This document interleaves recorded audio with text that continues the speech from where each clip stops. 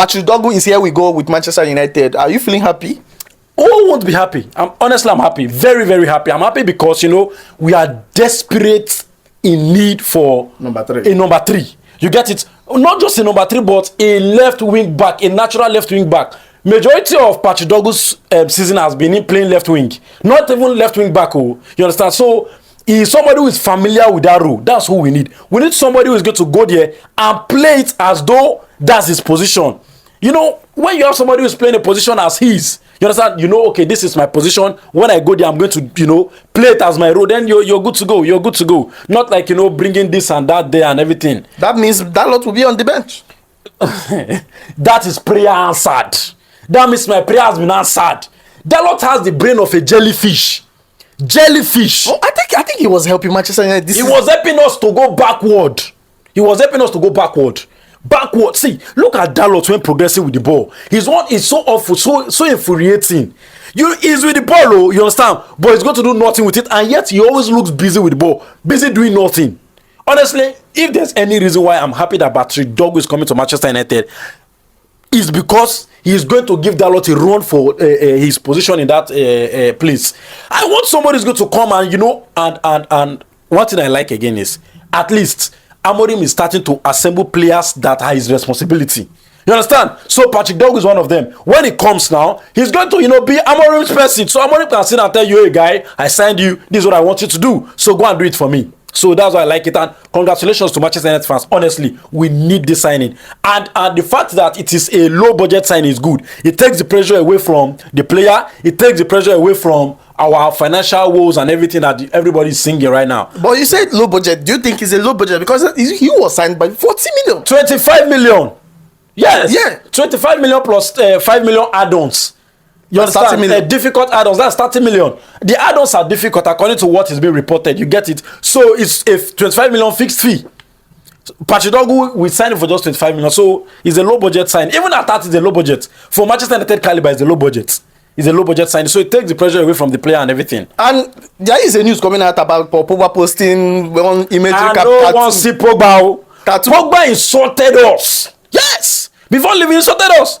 He said Manchester United fans will know nothing about football. That's what he said. Now he turns around, posting a cartoon imagery, hinting that he might be linking up. God forbid, he will not link up with my club. Let him take his anyhowness to wherever he wants to go. But I think Pogba is a new man now. He's a new man. He said he is like a baby. No. He's a new man to himself and wherever he wants to go. See, you can't, no matter how rain beats a leopard, he cannot wash away the sports. Can never wash away the sports. There is no situation or anything that is going to treat Pogba and make him a new man. He's so used to that lavish lifestyle. He's not disciplined. Mourinho has said it several times that Pogba is difficult to camp. You can't camp him. He's not somebody you're going to put in one place and say, let's play this season seriously. No, he's going to mess up. So please, Pogba might just be that Ronaldo type signing under Ole. Ole was building something. We brought Ronaldo in and everything just scattered. Now Amorim is trying to assemble his house and then they want to bring Pogba again. No, please. Let's not bring Pogba. What did Mourinho call Pogba? Virus. Look, the virus is working on Rashford's body now. Yes. He worked on Virus' body, worked on Martial's body, worked on Lingard's body. Now all of them are gone. So we want to now bring them again to come and put the virus on Kobe Mino and Garnacho is already. Garnacho even have the body for virus. Imagine Pogba now come. No, I beg Pogba, please stay very, very far away from my club. Very far. But I think it will help your club to at least, get up a little bit. There's no situation in my midfield that requires Pogba's skill set at the moment. I don't need it. Honestly, I don't need it. We are not in a crisis that needs Pogba to come and fix. We can fix. We can do what. See, midfielders are out there. Pogba is past it. Pogba is past it. Let's get somebody, a player who is serious-minded, who is ambitious, who wants to gain something from their career. Let us buy them and fix our midfield, not for Pogba, please. But Manchester United, buying Patrick Dorgu and now rumoring Pogba. Though you said you don't want Pogba. Yeah. Do you think that these two signings will be enough, or? First of all, when it comes to talking about signing being enough. The only time Manchester United can come out and say signing is close to being enough is if we fix the attacking part of our game. There is nobody there. And that reminds me, you guys are trying to connect with Joao Felix. It's January, end of January. Your agents will be moving around, carrying their players that have not been getting, minutes, and be saying, okay, let us explore and see what we can get for you. So I think that's why Joao Felix is being linked. Not even Joao Felix alone. Nkunku has been linked.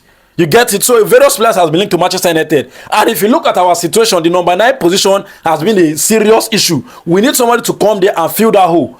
Odegaard is obviously not doing enough. Ziggy, of course, it's been nothing this season. So we need somebody to come in there and fix it. Joao Felix is not a number 9, so it's going to be difficult to sign him. Why Nkunku has not proven to be that player that can come into the Premier League and, body it?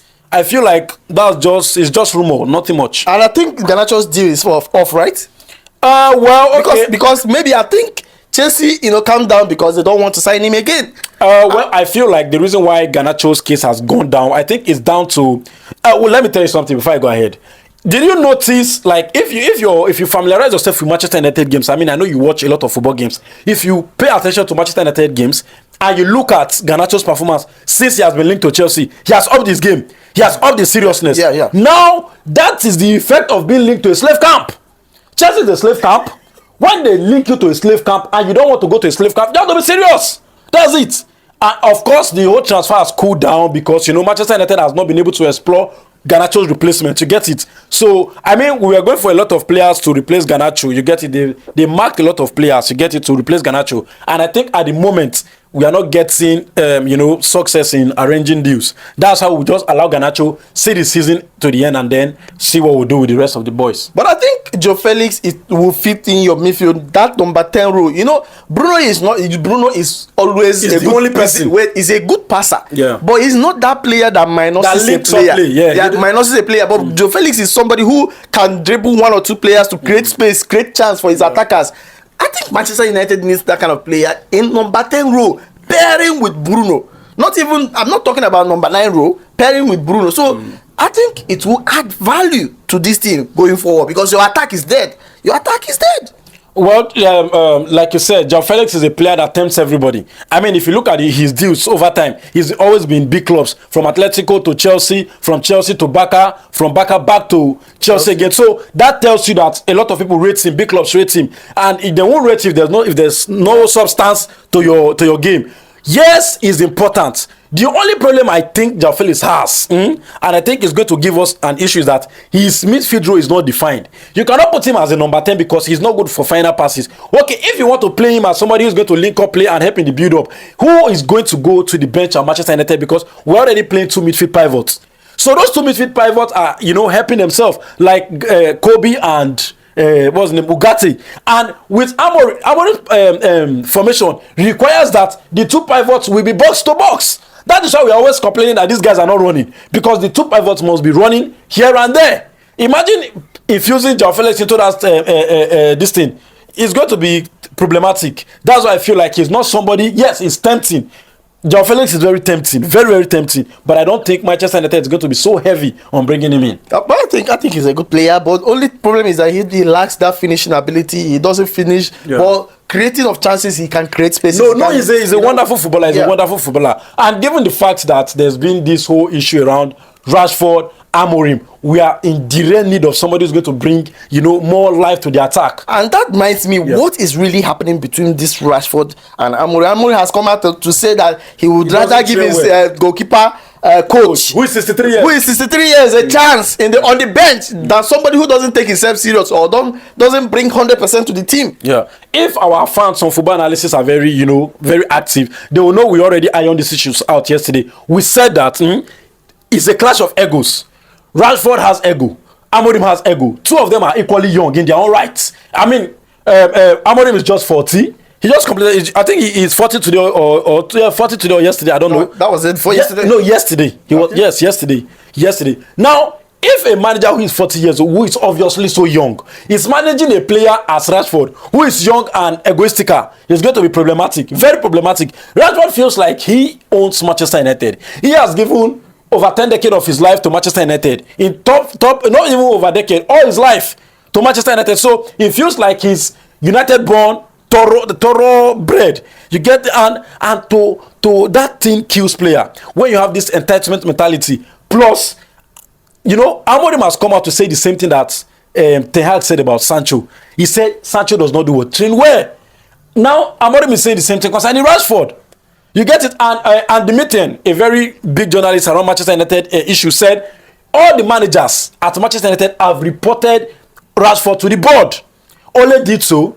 What's the name of this guy? Mourinho did so. What's the name of this guy? Mourinho, but I think he was. Ten Hag did so. No, Ten Hag was even obvious. Ten Hag doesn't even like Rashford. Because he was complaining about Rashford then. He said he does not know why Rashford comes into the team playing as if he's an underage player. You have played 5 seasons in top flight. So he's not somebody who raised Rashford away from that. The most important thing right now is that we have to find a way to deal with how Amorim talks about Rashford in the press. You understand? Yes, Rashford is not doing all right. But you don't come to the press to say things like that. It's not professional. You understand? You lack verbal maturity when you come out to say things like that. When Ole was going to take Sanchez away from our team and he loaned Sanchez out, the press asked Ole, are you going to, is Sanchez coming back to the club? He said yes, and in fact, when he come, he's going to clear everybody's doubts. Meanwhile, we have already terminated Sanchez's contract and nobody knew. You know, handle the press. Take the noise away from your team. Don't give them the headline they're looking for. Amorim has been really poor on that. The way he states things, the way he says things, is not right. I think he needs serious media training. Amorim needs serious media training. He needs it. And Rashford too. I think Rashford is lucky that Amorim is a new coach. If Rashford was playing under Pep, with it kind of, do you think he's going to be at the club? Never. He would have been booted out. He would have been booted out. So it's only lucky that Amorim is just in and everything. If I was a manager and a player is behaving this way, honestly, I'm going to send him out.